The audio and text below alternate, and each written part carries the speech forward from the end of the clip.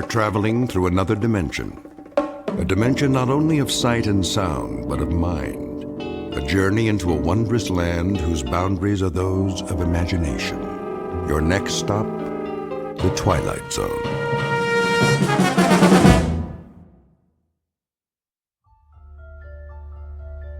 It was the day no one would ever forget. Not next week, next year, or the year after. Not for the rest of their lives, no matter how hard they tried. All in? Yes. Yes. Anne? Yes, Daddy. Good. That's good then. Seatbelts, everybody. Where are we going now? Home. Oh. Unless anyone wants to stop for ice cream. Can we? If you like. I think your mother would approve. Don't you? Well, I guess so. What about you, Anne? I want to go home. I'm kind of tired. me too. Very well then. Some other time. Dad, Yes? I was wondering, What, Tom? well, when they closed the... Casket? Are you sure they closed it real tight? So she would never be wet or cold or anything? You don't have to worry, son. She's resting now. In a much better place. I promise.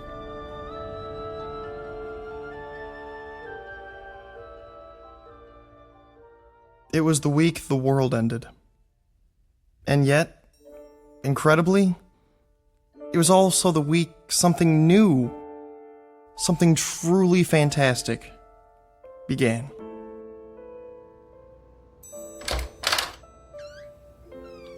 Anne, are you in here? You're supposed to knock. This is my room, too. I'm going to bed. In the middle of the day? It's cold. Tell Daddy to turn on the heater. It is on. It's warmer downstairs. Who's that? Thank you for stopping by. The children need me. Come in. Nice of you to take the time. It's Aunt Clara.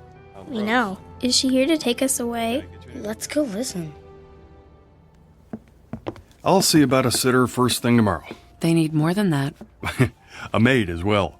And when you work late? They'll be in school most of the day. And what about after school? And who will see that they're dressed and fed every morning? A live-in maid, then. Ugh, maids and sitters never work out. Beyond intolerable, everyone. I'll do everything I can for them, Clara. It's not enough. They need a woman's touch. George, I'm going to tell you this once. Babysitters and nursemaids are not the same as parental care. It's been a week since their mother died, and little Anne is more withdrawn every day. Can't you see she's miserably unhappy? And it's only going to get worse. You're right about Anne. But Tom and Karen seem to be adjusting. Oh, nonsense. They're only covering up. They're sad, lost children. They have no anchor now. It's going to take time, Clara. Well, that's all well and good. But how much time? This is ridiculous. I know my own children. Do you? Clara, please. Daddy. Now you've upset the children. There they are. How long have you been listening? We were on our way out to play a game. Weren't we, Tom? Yeah. We were just... Oh, come to me, my dears. No. Anne, please don't run away. I should explain. Your father and I were having a talk. A very important one. And I told him I'm not pleased with the way things have been in this house since your mother died. But I have some good news. How would you like to come and live with me for a while? Well, how does that sound? We're okay here. School starts next week and everything. Let us talk it over among ourselves. In private. Is that your final word? I'm afraid it has to be. In that case, you'll hear from me, George. You can rely on that, and the next time it may be in the form of legal papers. No doubt. My only concern is what's best for the children. Goodbye for now. Oh, you precious dears. She wants to take us away. Does she, Daddy? She doesn't approve. She says I'm too busy to bring you up properly. That's not true. Perhaps it is. I can't stay home from work forever. She says you're unhappy here. Are you? No. Well, if love were enough, you'd have all you need because I couldn't love you more. Perhaps I can find the right help, the right guidance. Someone who'll be here all the time, someone who cares. But where?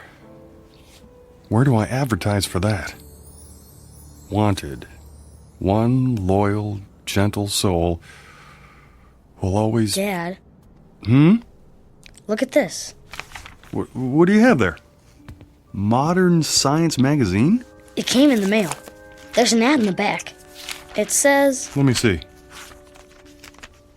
There. I sing the body electric. What does that mean? A line from a poem by Walt Whitman, as I recall. Keep reading. Fantaccini Limited. Huh? It's the name of the company. Inventors and makers of electrical shadows, effigies, mimics, and mannequins. We bring you the answer to all your needs. That's stupid. The first perfect micro-circuited auto-recharging Model Mark V electronic data processing device in humanoid form. Like a robot.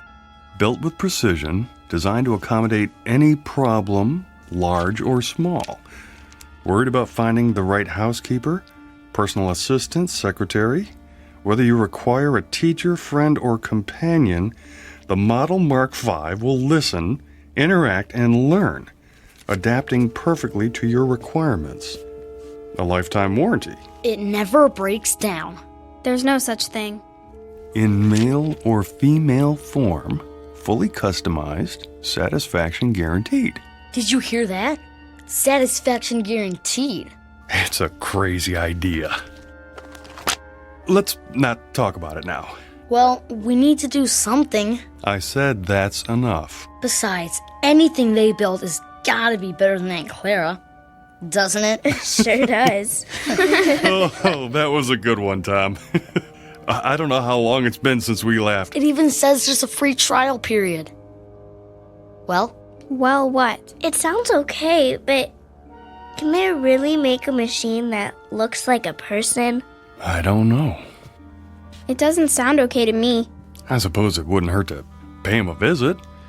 See what they're up to. No harm in that. I sing the body electric. It has a nice ring to it. They make a fairly convincing pitch in the pages of a magazine called Modern Science. The revelation is just how modern, for robots, androids, and the like aren't science fiction anymore. They are products designed to help people, to make life easier. It doesn't seem possible, though, to find a woman who can fill the needs of this particular family, who must be 10 times better than Mother in order to be half as good. Except, of course, in the Twilight Zone.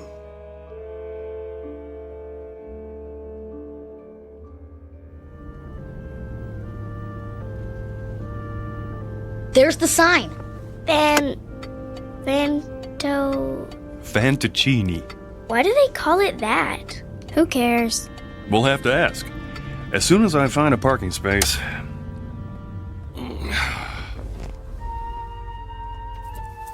Okay.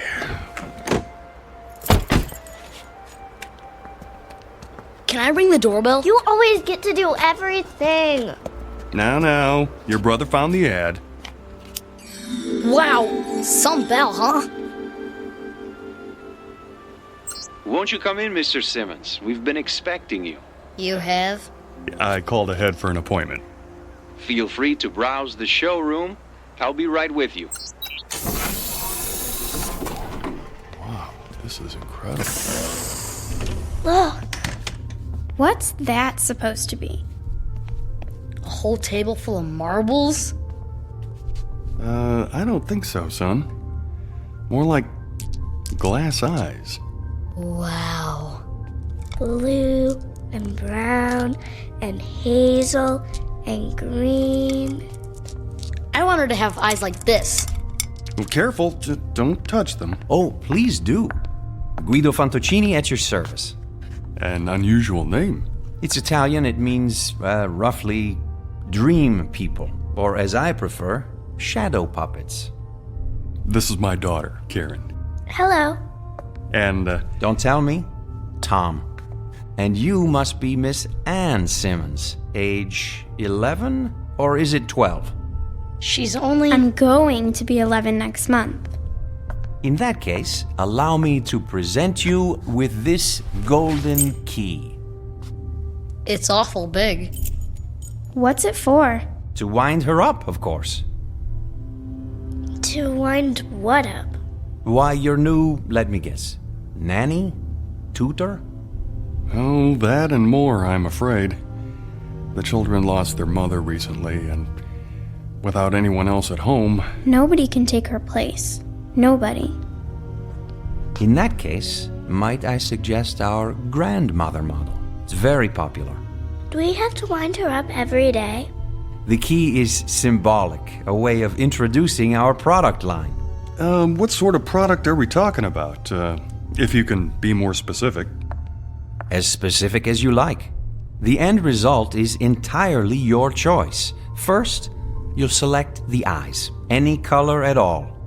This color's perfect. Then you'll move on to the hair salon. Our wigs are of the finest quality. Blonde, brunette, brown, red, white, and every shade in between. I want her to have long hair, like this one. Ears, with or without earrings. Arms, slender or sturdy, graceful or strong. Hands, fingers, lips, full or thin.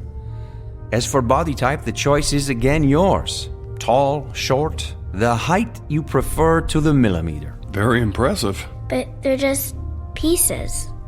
Until we put them all together at the factory. Then they'll become something else, something new. They'll move and walk and talk.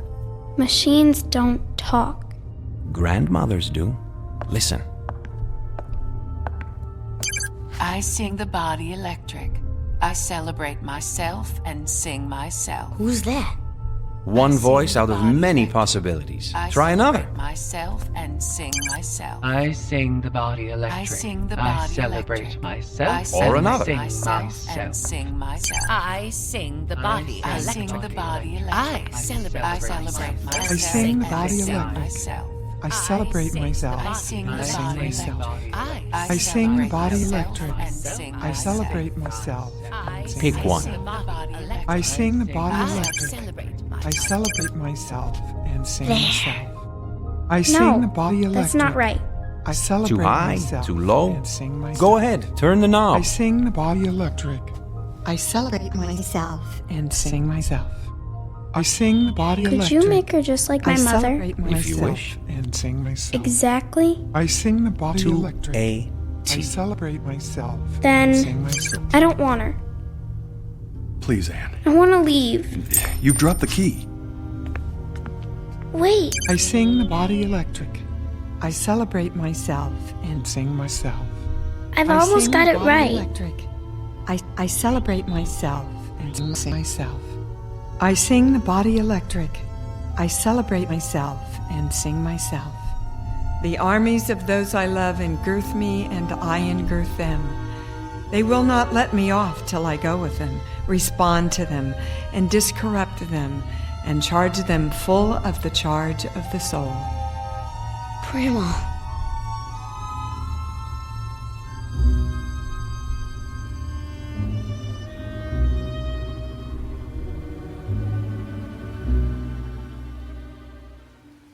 Hey, Ann, you want to help me fly my kite?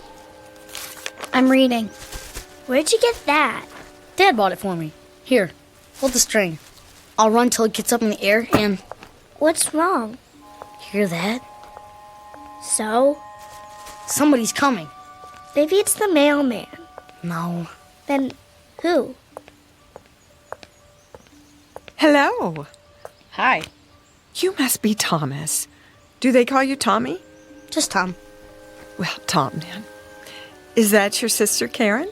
Yes, that's Anne over there.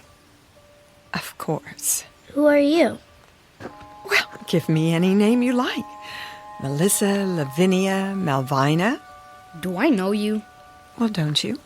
I think I saw those eyes before. So did I. You must be... Yes.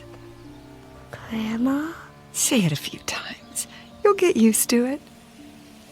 But I thought you were gonna come in a big box, all wrapped up, like a... Mummy. Yeah. Well, then I'd need an Egyptian name, wouldn't I? Like Nefertiti? Oh, Nefertiti's a fine name. Do you know what it means? I believe I do. It means the beautiful one is here. Well done! George Simmons. So, we meet at last. A pleasure, Mr. Simmons. Welcome to our home. You're not my grandmother. Anne. Well, then who am I, pray tell? Nobody. Just a machine. Well, she doesn't look like a machine. Ah, but I am. A very special one. How shall I prove it? Let me see. Have you ever been to the beach? Yes. Sure. And when you were there, did you pick up a shell and hold it to your ear? Many times. What did you hear? The ocean. Yeah. Then listen. I'll cup my hands together like this and hold them to your ear. Now, what do you hear? I want her to have long hair, like this one. That's my voice. All your wishes recorded. You too, Tom. This color's perfect. How did you do that? Well, you're a part of me now, stored in my circuits. Anne, what was it you said? I don't care. Well, it may take a while for that one. I'm not worried. Tom, what is that you're playing with? A kite. Oh, will it fly high? I think so. If I don't run out of string first. Well, what do you know? I happen to have some with me. Where? Touch the end of my finger. You have string in your finger? If that's what you need. Now tie the end to your kite. Why don't you run with it, Anne? Go on. It won't fly. Oh, are you sure? Hold it over your head. Please, Anne. Give it a try. Well, if you want me to, Daddy.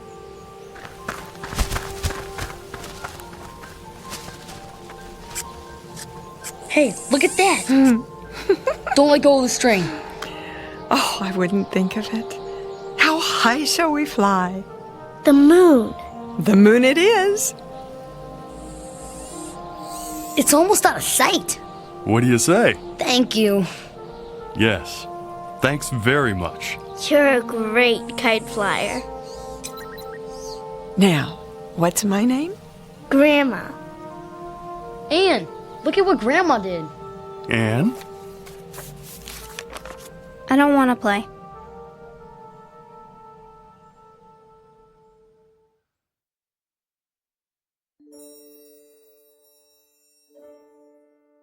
There was a second day, of course, and a third, and a fourth, with Grandma busy every minute, cleaning and cooking, opening the drapes wide, filling the vases with fresh-cut flowers, baking cookies and pies, and leading long walks into town.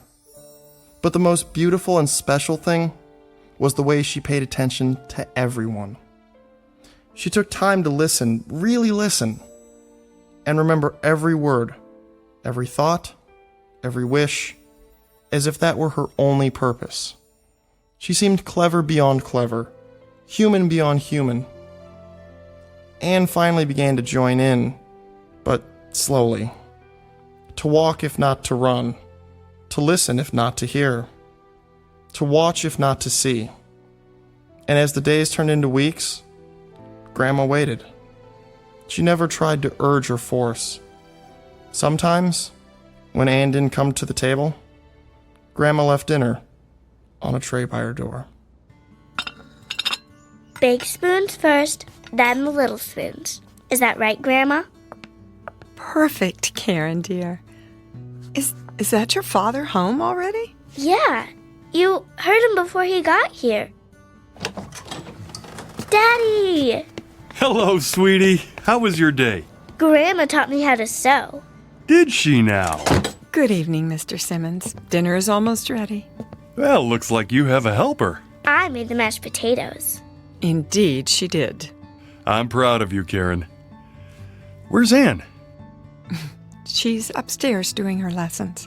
Anne! Come down and help your grandmother! Oh, it's all right. I can handle the rest. That's not the point. Dad, whose car is that out front? Which one? The new one. Oh, well, let me see. Oh, yes. It's ours. It is? I came home early to surprise you. Can we go for a ride? All of us? I don't see why not. We'll take a run to the ice cream parlor after dinner. How's that? Now, go and wash your hands and tell your sister dinner's ready. Okay. Yeah.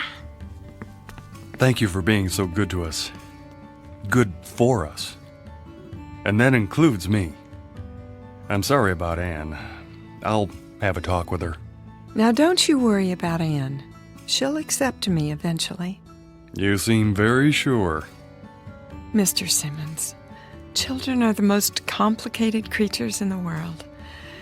I could be the greatest cook, the finest, most exciting playmate, the most interesting companion, but those are very small accomplishments. It's the heart I have to enter. A child's heart. It's a deep place, difficult to reach. But that, too, will come. Anne, darling. Are you hungry, dear? Not very. We're, going for a ride after dinner. In our new car. It's beautiful. Wait till you see it. I'd like you to go with us. Is she going? Oh, please, Grandma. I want to ride in the back seat with you. Me too. Then I'll stay home. But why, Anne? I don't like her. You mustn't say that. I don't want her here. Dear child. I never wanted you here. It was them, Father and Tom and Karen. They wanted you. They needed you. But I didn't. Anne, stop it. It's true. You sit and you talk to her and you eat the food she makes and you make believe, Father. That's what you do. You make believe, as if she's real, but she's not. She's a machine. Nothing but an old machine. Anne, listen to me. Machines are neither bad nor good. Some kill, and some make war, and some guide people through the darkness like a lamp. Believe me when I tell you, I cannot lie, or sin, or be greedy or jealous. I don't seek power or riches. I've been programmed for other things. You'd be surprised at how much a machine can do. This one, for example. This machine can love. Love who? Oh, you, Anne. I can love you. And I do. I love you more than tongue can tell. You don't love me. You can't. She said she loved me. She? My mother. She said I love you, but she lied. She lied. You're just like her. I hate you.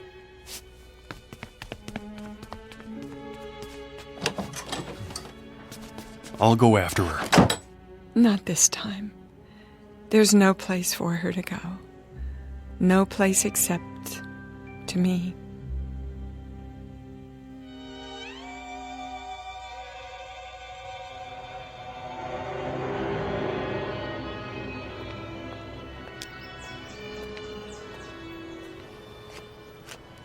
Anne, come home with me now. No, you're just old junk. Well, is that what you think? Is that why you hate me? You're just like her. Your mother. I hate her too. Because? Because she lied. She said she loved me. And didn't she? She ran away. Oh. Is that what you think? She did. Well, that's not true. It is. No. Death left her no choice. But she let herself die. She shouldn't have done that to me. She shouldn't. She left me.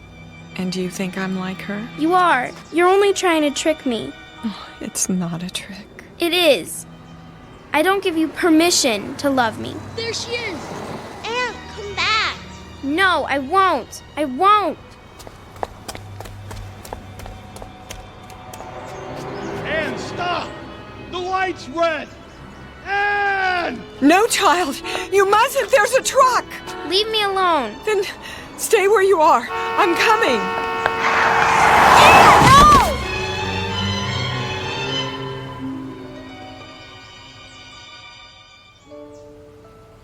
They're not moving. Either one of them. Don't touch them. I didn't see him, honest. I mean, they ran out into the street. A little girl and Stand back. a lady. Oh, man. Look, I'm gonna get an ambulance. Wait. She's moving. Anne. Oh, thank goodness. Daddy? You're going to be all right, darling. We better get her out off the street. Here, put your arms around my neck. What happened? There was a truck, but Grandma stepped in front and pushed you aside. She did? You fell down, that's all. Grandma. What about that lady? I mean, she's not breathing. Look. She's starting to move her fingers. And her eyes. Grandma, can you see me? Why, hello, Tom. You know, we really shouldn't be out in the intersection like this. Come over to the curb, Grandma. Can you walk? Oh, of course I can. But how? See, Anne? She's perfectly all right. She saved your life. Do you realize that? I'm sorry. Sorry. Shh. Now stop your tears, child, and listen while I cup my hands by your ear. Remember? Like this. A machine. Nothing but an old machine. You're just old junk. Old junk. That's my voice. Your voice, Anne. The way it was once. When I was a child, I spake as a child. Oh. Grandma? Grandma? There. You are alive. Well, I most certainly am. But the truck. It couldn't hurt me. Nothing can. 2 leave takings in 1 year would be too much. Then you're not like Mother. Your mother didn't run away. She was taken away by death. Do you understand now that I shall always be with you? You won't run away? Well, I can't. And I won't. Oh, Grandma. Thank you. You'll never know how much. She had nowhere to turn. She was afraid that everyone would leave her, even her Aunt Clara. Everyone except you. Well, how could I? It's my job to live forever. Now, let's all go home and finish our lunch, shall we? Give me your hand, Anne. You too, Karen. I'll bet we get there before those two.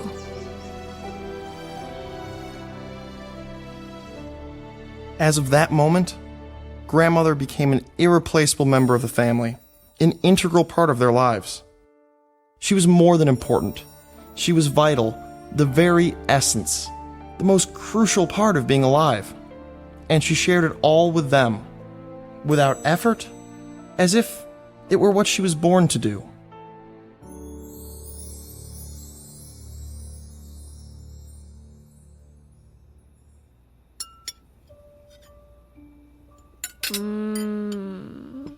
This is so good.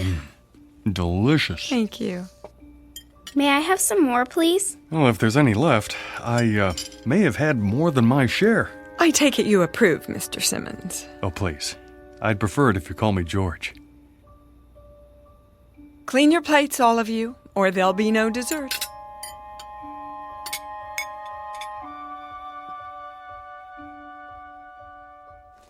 That's enough for tonight. Tomorrow we'll read another chapter from Moby Dick by What's the author's name? Herman Melville. That's correct, Anne. Now, there's just enough time for your language lesson. Who can conjugate the verb to love in Latin? Me! I can! Me! She taught them better than any flesh and blood teacher, in a manner perfectly suited to their expanding minds, until learning became a hunger that would never be quenched.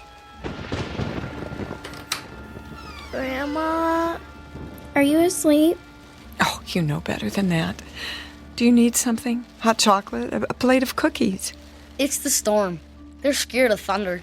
And you, Tom? Heck no. Oh, well, come over here just the same. Everybody crawl into my bed. That's it. We'll weather this old storm together.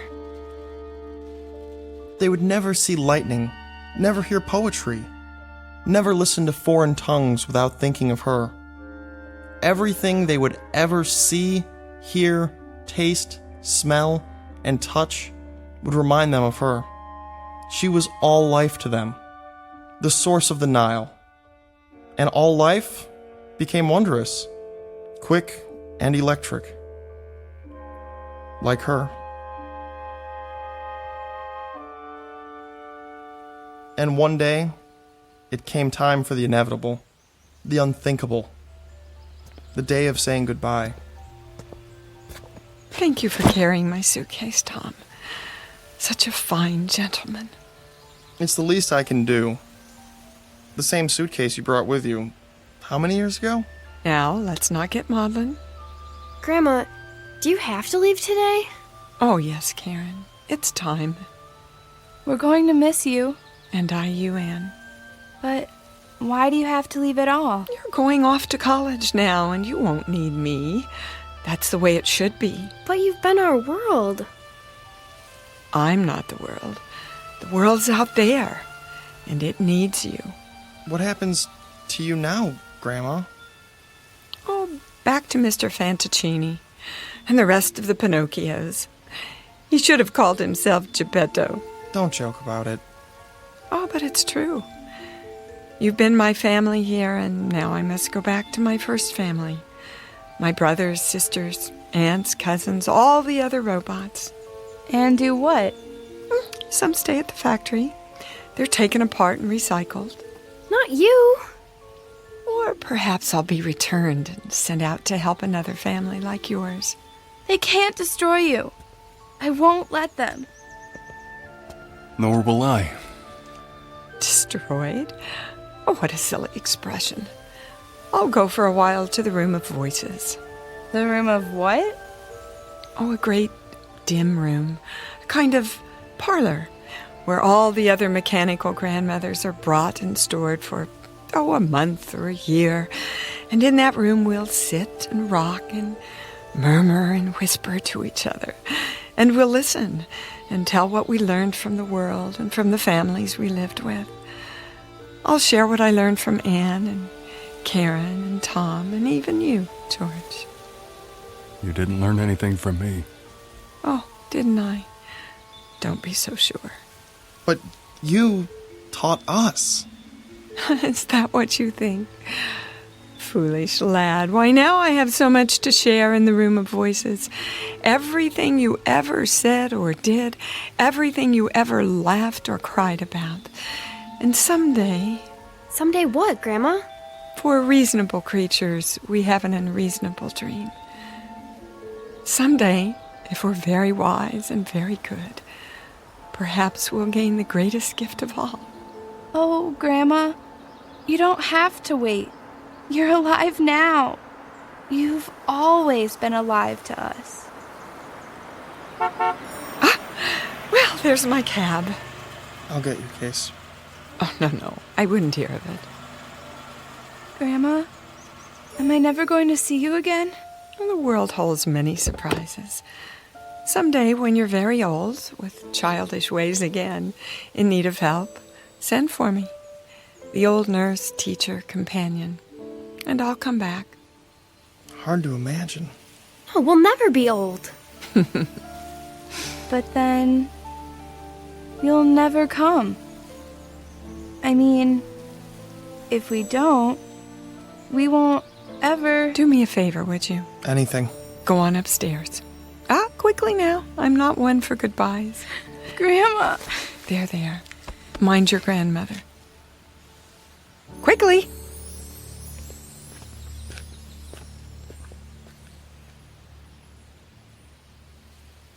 She kept her word, as promised. She has remained with us always, to this day. I've saved the key, the golden key, in a special place. Sometimes when lightning rends the sky, I see her face flash before me in the dark. And sometimes I still hear her ticking and humming above our beds in the night, keeping watch. She passes like a clockwork ghost in the long halls of memory.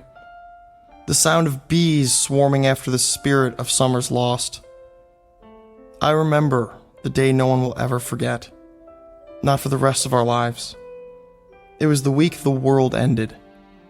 And, incredibly, it was also the week that something new, something utterly fantastic, was about to begin.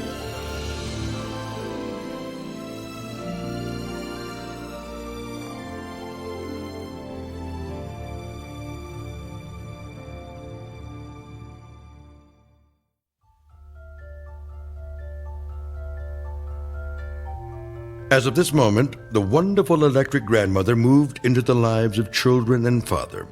She became integral, important. She became of the essence. As of this moment, they would never see lightning, never hear poetry, never listen to foreign tongues spoken without thinking of her. Everything they would ever see, hear, taste, feel would remind them of her. She was all life, and all life was wondrous, quick, magical, and electrical. Like Grandma. A fable, most assuredly, but who's to say that at some distant moment there might not be an assembly line, producing a gentle product in the form of a grandmother, whose stock in trade is love. A fable, sure, but who's to say what's possible in the Twilight Zone?